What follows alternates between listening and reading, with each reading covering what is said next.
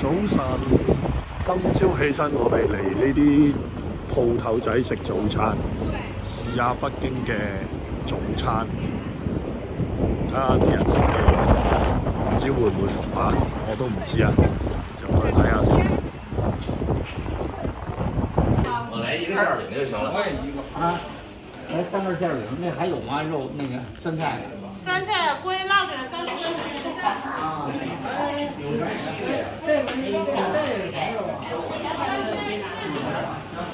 每樣都嗌啲，嗌咗好多。但係佢整咪得，收多咗啊！即係嗌兩個麵一個蛋。还得炖面去。还有面和馄饨的，对，得不得？多呀，吴哥。兩個麵啦，你最食咩飯嚟食？